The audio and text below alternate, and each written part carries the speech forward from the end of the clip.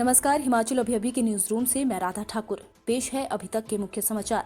अटल tunnel Rohtang से अब रात को भी होगी वाहनों की आवाजाही, रोक हटी। आईएएस अधिकारी अस्पतालों में देखेंगे कोविड व्यवस्थाएं, विभाग ने मुख्य सचिव को भेजी सूची। सीएम जयराम बोले, जीवंत ज्ञान से सामाजिक परिवर्तन करने में सीधा योगदान देगी नई शिक्षा नीति। हिमाचल में अब तक कोरोना के 395 मामले और 602 लोग हुए स्वस्थ, 7 की गई जान। कांग्रेस विधायक सतपाल रायजादा ने सरकार पर साधा निशाना, बोले याद करो दहाई का आंकड़ा न छूने पर भी कांग्रेस ने नड्डा को दी थी नेता प्रतिपक्ष की कुर्सी।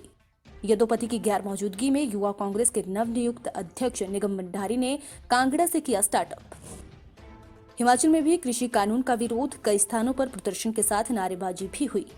एसपी ऊना ने मैरिज पैलेस संचालकों से कहा, 50 से अधिक भीड़ जुटाई तो होगी कानूनी कार्रवाई। अब समाचार विस्तार से।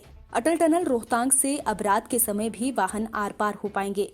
बीआरओ ने राज्य सरकार और लाहौल की जनता की मांग पर अटल टनल से 33 केवी बिजली लाइन बिछाने का काम पूरा कर लिया है।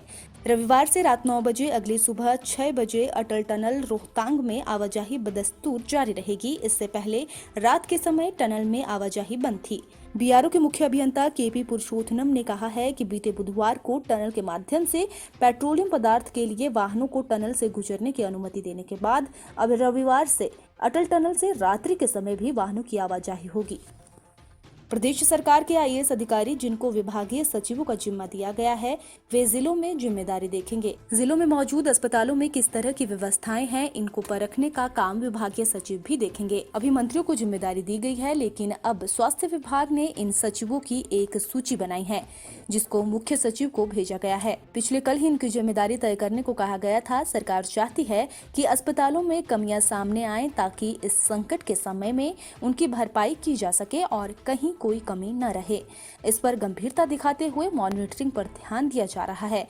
केंद्र सरकार से जो 3 सदस्यीय टीम यहां पर आई थी, उसने अपने सुझावों में कहा था कि वरिष्ठ अधिकारियों को मॉनिटरिंग की जिम्मेदारी सौंपी जाए ताकि उनका फीडबैक मिल सके।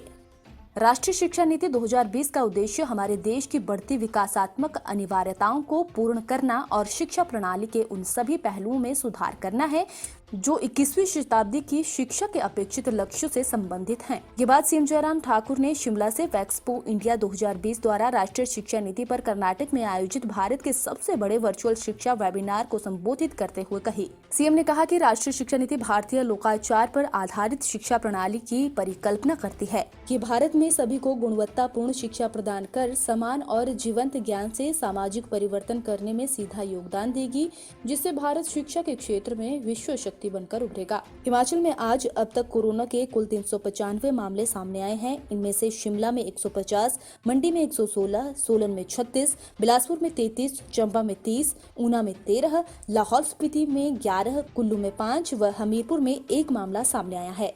वहीं 602 कोरोना पॉजिटिव स्वस्थ भी हुए हैं। शिमला में 231, मंडी में 101, सोलन में 89, बिलासपुर में 40, ऊना में 38, हमीरपुर में 37, चंबा में 27, लाहौल स्पीति के 15, किन्नौर व सिरमौर के 12 कोरोना संक्रमित रिकवर होने में कामयाब रहे हैं। आज अब तक 7 कोरोना संक्रमितों की जान गई है। कांगड़ा व लाहौल स्पीति में 2-2, बिलासपुर, चंबा व मंडी में 1-1 की मृत्यु हुई है। हिमाचल में संक्रमितों का कुल आंकड़ा 43,895 पहुंच गया है। अभी तक 7,989 एक्टिव केस हैं। अब तक 35,157 लोग ठीक हो चुके हैं। अब तक 705 लोगों की जान जा चुकी है। हिमाचल में आज अब तक कोरोना के 3,203 सैंपल लिए जा चुके हैं। इनमें से 336 लोग नेगेटिव आ चुके हैं, जबकि 2,860 की रिपोर्ट पेंडिंग है। शेष समाचार ब्रेक के बाद।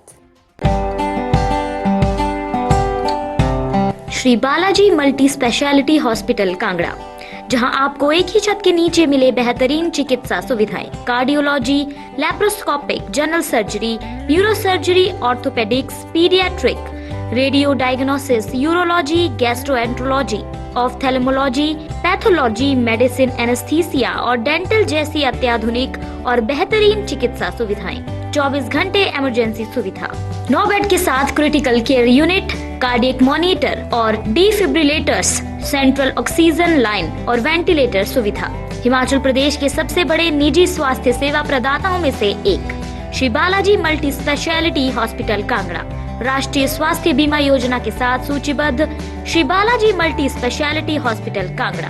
बीपीएल परिवारों के लिए अस्पताल में कैशलेस भर्ती होने के साथ ही ईसीएच की भी सुविधा। हमारा पता Shri Balaji multi speciality hospital, Balaji Vihar, Ujjain, Kangra. संपर्क करें 9218411108 पर। Shri Balaji multi speciality hospital Kangra.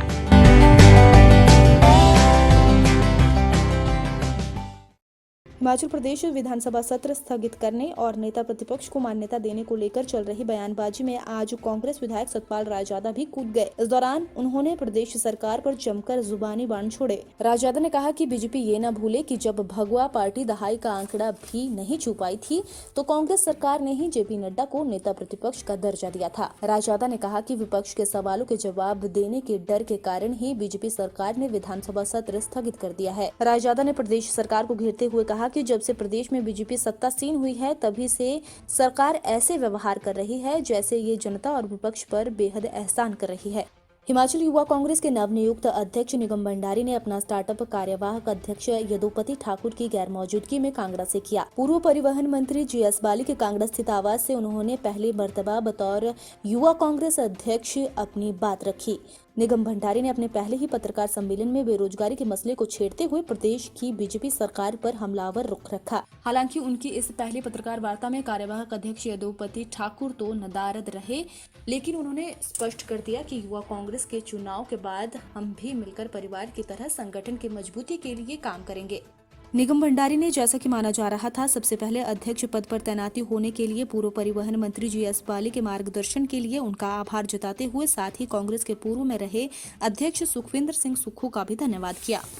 देश की राजधानी दिल्ली में केंद्र सरकार द्वारा पारित कृषि कानूनों पर विशाल किसान आंदोलन किया जा रहा है, जिसकी तपिश हिमाचल में भी पहुंच रही है। हिमाचल के किसान भी इस आंदोलन के समर्थन में उतर आए हैं। शनिवार को हिमाचल के कई जिलों में किसानों ने कृषि आंदोलन के विरोध में विभिन्न किसान संगठनों के बैनर तले कृषि कानूनों का विरोध किया और जमकर नारेबाजी की। शिमला से लेकर बिलासपुर, सोलन व मंडी जिलों में किसानों ने मोर्चा खोला।